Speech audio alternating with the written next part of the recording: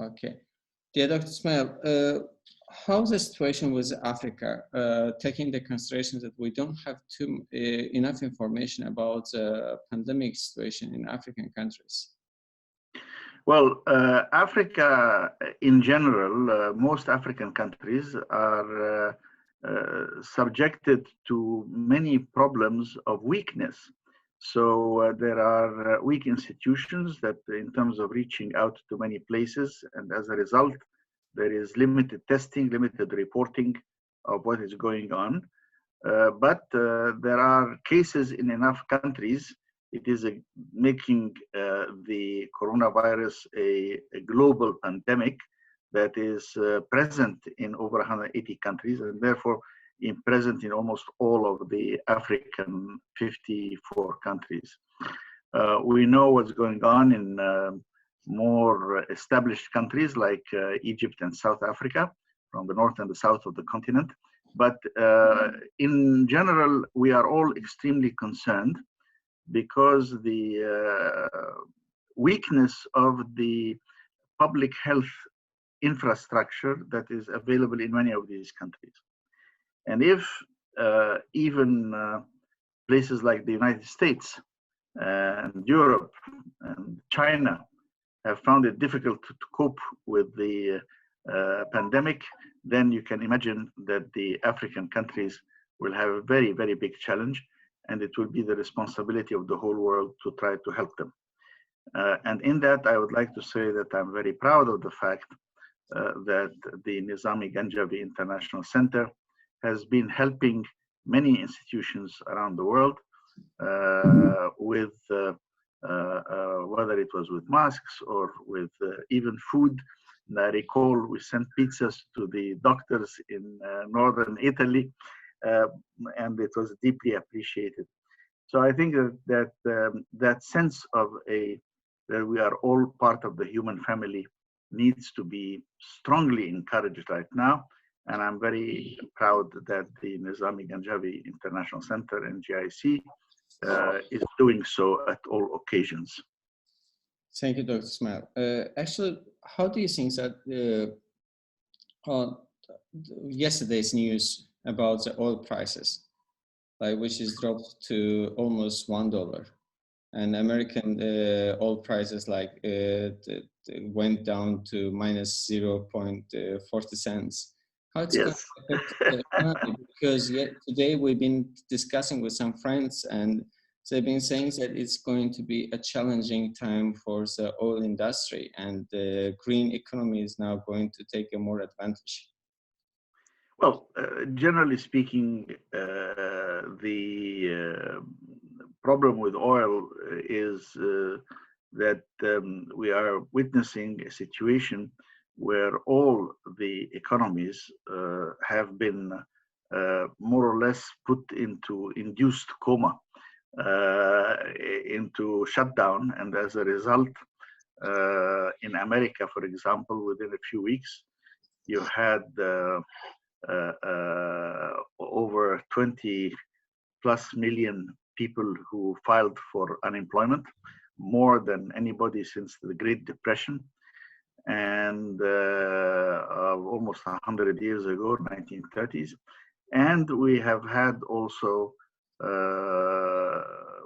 probably a huge reduction in this second quarter, and we will have also, or third quarter, and we will also have great difficulty in restarting the economy, despite the fact that the government put a $2.2 trillion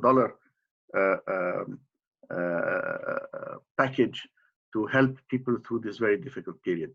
So the demand for oil, as all these factories have stopped production, has come down. And secondly, it so happened that just before the COVID pandemic, there was an effort by the US government to fill its strategic reserves for oil. And so the strategic reserves for oil are filled. Companies now have got barges offshore were just filled with oil, and therefore there is no more demand for additional oil right now until we restart these economies. And at the same time, it's happening in Europe. So the combination of the two will be quite severe. I would expect, therefore, that the cutbacks that were agreed at 9.7 million barrels between Russia and Saudi Arabia will probably, for the OPEC, non-OPEC agreement, probably will have to be more than that. And I think that the pick up again from the current abnormality of a negative price for oil will come up once the economies are reopened.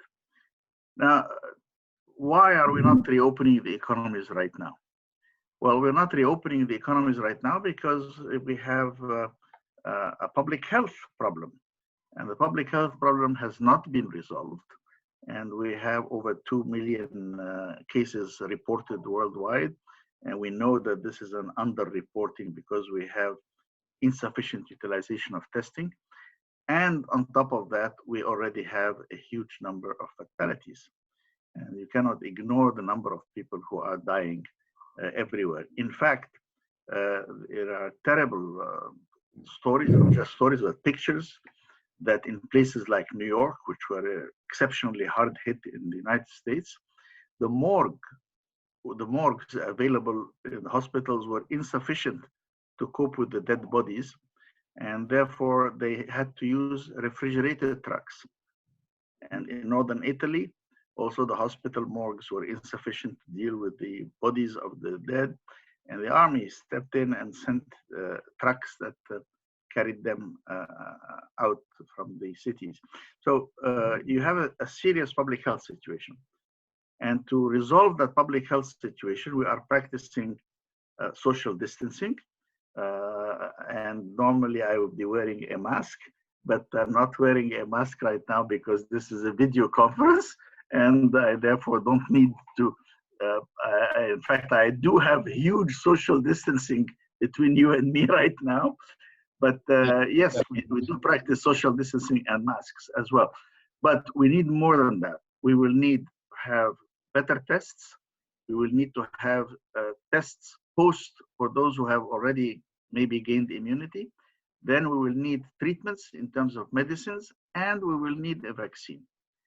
And all of that will take some time to do, but we hope that we can safeguard the public health side as we start slowly to rebuild the economic side again, and that hopefully will pick up on many of the abnormalities which we now see. And especially, like, an important thing is like how the international organizations is going to survive in these circumstances. Like how international organizations dealing with international issues, like, you know, with crisis and so on, how we are going to adapt our situation to current situation, how we're going to survive. Well, I think we will survive it. We have survived very bad things before that, and we will survive this one too quite well. But the key point is that the international organizations, I think, should seek to recognize in this moment that we are all part of the human family. Some of us are poorer and less well endowed than others, but it is a time for solidarity, for human care and concern.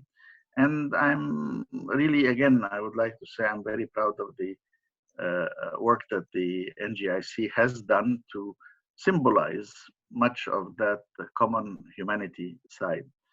I also would like to recognize the special fund that President Aliyev in Azerbaijan has done to try to assist those who are suffering from the current situation, and hopefully will ease back into a more regular situation, back to our jobs.